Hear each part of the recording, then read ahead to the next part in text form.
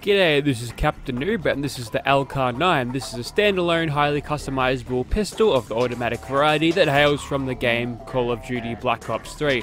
Now, I don't have a lot of experience with that game, so you're going to have to go ahead and tell me how accurate this is to the model in that game, but I imagine since it's from Gun Network, it's a direct rip, so I'm thinking it's going to be pretty good.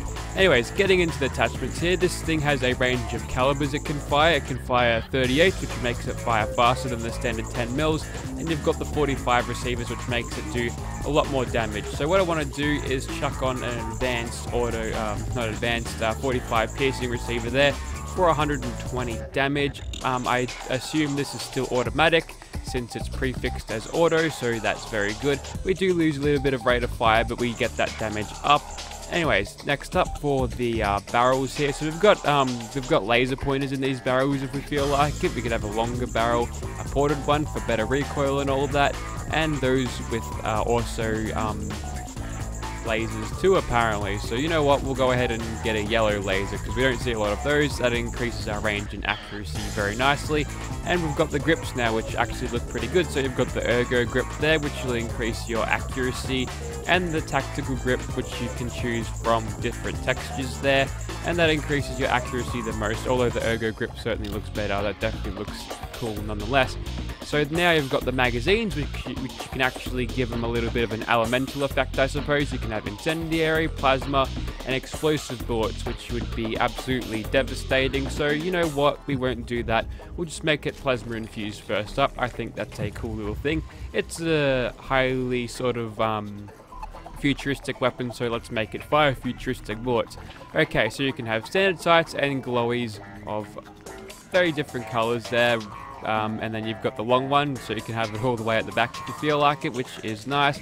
Reflex sight as always, one you can have it right at the back too. I'm pretty sure it's supposed to be on the tactical rail though, seeing as it is there. You can have a scope and an aerotech, which we'll definitely chuck on, and a special sight, which I'd imagine, well, it should mark targets, but it doesn't. Alright, so now we've got the muzzles. I've got a compensator on right now, but I want to change that into a suppressor. It looks a little bit silly with that on the end of the barrel, but you know what, it probably looks fine. All that, and of course a legendary effect is there if you need it, but I think this thing is going to be just fine as it is. Alright, we'll create a couple of extra of these just so we can have an explosive one and maybe an incendiary one, and we'll go and shoot people. Okay, here we are in Gunners Plaza, and this is what the LCAR looks like in first person, and in third person animations don't line up quite as well as they should, but that's fine. This thing uses basic 10mm pistol animations, and as such it's compatible with all of your mods that actually change those animations, which is nice. So we get stuck into these gunners right away and see how far we can go with sneak attack crits, and so far so good. We've been able to decimate pretty much everything so far.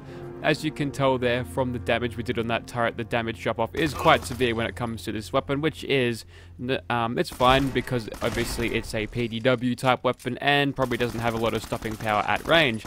Now if I could just get past this bad hitbox there, we could get rid of that gunner nice and easily there. Still not in danger. I like how you can still see sunlight, but it's after 6 PM, so the game thinks it's night automatically, so that is why I'm getting this awful view of just what's it called, the night vision there, although we are inside a cell, so I think that is why it happens. Just when you're inside a dungeon that is outside, even though there might be sunlight coming in, whenever you crouch you're going to get that night person effect of vision there. Alright, so this is the one without a suppressor. This is just the incendiary one, so we know what, we'll bring a few gunners to our attention with this thing, which should make it a little bit more fun. This thing seems to be doing quite a good job on damage to not having to rely on using sneak attack crits to do your job, which is actually kind of good.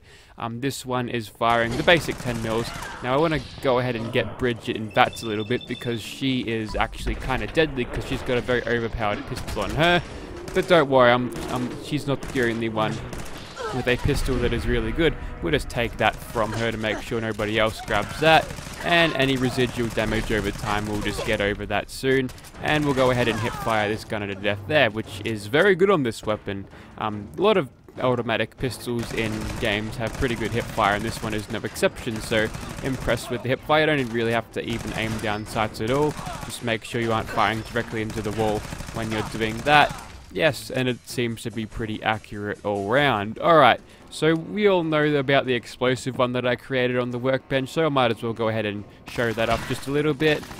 It's overpowered just like any other explosive automatic weapon that you'd find in this game, especially the minigun. That one's famous for being absolutely overpowered. It's even got its own sort of little mention on the wiki about it. But yes, this weapon seems to be forming pretty great in every sort of situation we can put it in, which is good.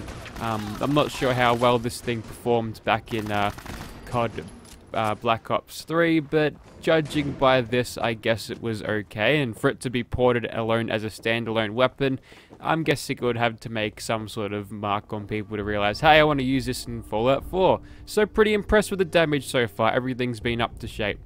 We'll move on to something else. Okay, here we are at Fallon's, and we'll try to play this the same we did at Gunners Plaza, just by sneak attack critting these guys, and probably this is the only way we can rely on this thing to reliably kill on all these super mutant warlords, which it seems to be doing just that at the moment, getting 600 damage apiece for this, which is actually kind of decent.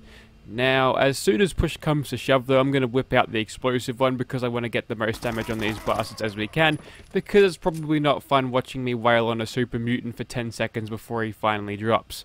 So these ones are usually the troublesome ones that detect me, so I'm just going to back off in this direction.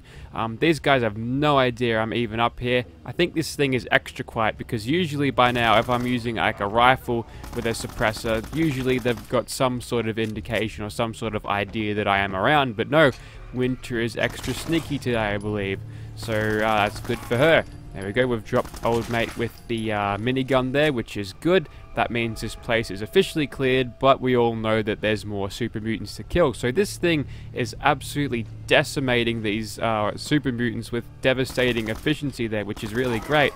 I think that one was locked there. I'm not sure what the hell he was dealing with there, but he couldn't move. But that made it super easy to line up headshots, even though I missed a few times. But nonetheless, we're all getting nice kills now, and we're pretty much almost done with these super mutants.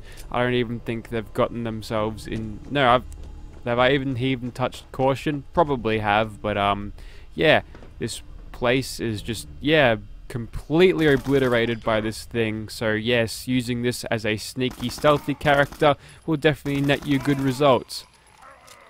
In terms of its power level compared to other weapons, I don't know, maybe you could say overpowered, but it does take a little bit of skill, sort of getting into sort of not just perk requirements to make this thing really good, like all the stealth and all the Mr. Sandman perks and all of the ones that increase your potential with suppressors and all that, like Ace Operator, that actually comes with a moral compromise, so there's that.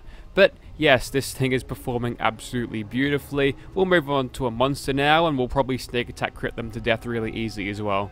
Okay, instead of fighting Swarm, we're going to actually fight something that puts up a little bit more of a fight. This is the Crazed Mirelurk Hunter, and the bastard usually charges directly at you upon being shot, so hopefully this will make this fight a little bit more interesting to watch, rather than just me backpedaling away and sneak attack critting a thing until it dies. Almost in danger here. We can just hold on for those sneak attack crits for a little bit longer, but now we have to run away from the giant beast, who, mind you, is a lot faster than me because of his scale. Things tend to move at a speed at which their scale provides, so if you've got a really tiny ass ghoul, like if you shrink it down to half size, you'll have real problems running at you because it's just going to be moving slow, and in turn really big creatures just book it really fast. It's kind of like the way that Mother Deathclaws in Fallout New Vegas move, although they're specifically meant to move that fast just for hard gameplay purposes, because they're a very, very threatening enemy. Anyways, what you're seeing right now is a tactical use of Aqua Girl here. Obviously, rank 2 of that perk, which if you ever got it, you know that it makes you undetectable whilst underwater, and what you can do to do that is totally juke out this bastard here just by slipping out of his detection there as soon as you hit underwater. So you can wait for that detection to die down a little bit. As you can tell, these guys are still in a caution state, but they don't know exactly where I am. Now I'm under 20% health, so I'm ready to get some nerd rage happening here. Sometimes it doesn't trigger. All you need to do then is just pause the game for a second, and then as soon as you unpause it, it'll happen. And as you can tell there, I was getting about 1k damage per hit on him with those sneak attack criticals. So yeah, there you go. There's a little bit more of the tactical use of the Aqua Girl perk. It's incredibly sort of what do they call it, situational, but I guess there might be a few things you could find that would benefit the perk. Maybe if you're doing a you only live once run, you could use that to quickly escape caution around enemies that you'd find around a water place like Revere Beach Station or somewhere around Libertalia too, because that place is generally hard to infiltrate. Anyways, enough of me yapping, we'll move on to another thing and kill that. Okay, so the last monster we'll kill is this ghoul, and you know what, we're going to be pulling no punches this time. This time we've got the explosive one from the get-go, so we're hoping to get some good damage against this ghoul before he comes and runs at us, because without the cloak of darkness of the night on with this, it's a little bit harder to kill him constantly with sneak attack criticals, but luckily this thing is definitely good in VATS there, since it is a pistol and lightweight, so we're getting a pretty good shot there at his face there, and this guy is very susceptible to staggering, so that way we're able to get some pretty good damage on him whilst he's doing that. Okay, so he's coming pretty close to me now. I want to quickly get out of his way before he comes along and does that. I think he charged right into that rusted car, so I don't know what he's doing there, but we'll just go ahead and pop a crit just to make sure this thing hits. And I'm pretty sure we can watch this rest of this VAT slideshow as we go ahead and do lots of damage.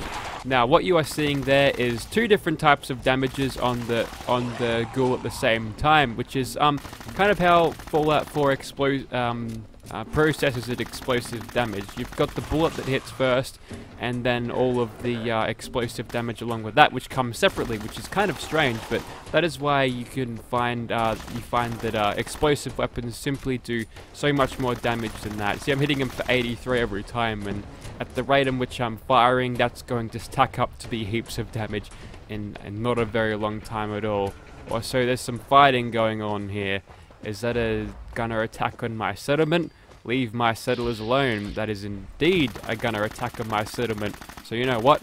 We'll finish off by killing some more gunners, and in a roundabout way, the whole thing has sort of came politically good because it finished the way it started and stuff. Okay, these gunners have actually defeated my glorious line of turrets and have infiltrated the settlement and have probably killed everything. Meanwhile, some dumbass ghoul settler says, "What just happened?" What else is around here? A friendly soft shell Mirelurk. We'll see how friendly that is when we get close to it. I think that is it for the settlement attack, and you know what? That'll be it for this video. So if you'd like to see this thing in your game, be sure to check out the description. This thing is on the Gun Network, so it will require an account for you to go over there. If you do download this weapon, make sure you don't put it onto other sites. The Gun Network have a tight-knit community, and they really don't like people leaking their mods onto other platforms or other MediaFire things, so please be courteous with that.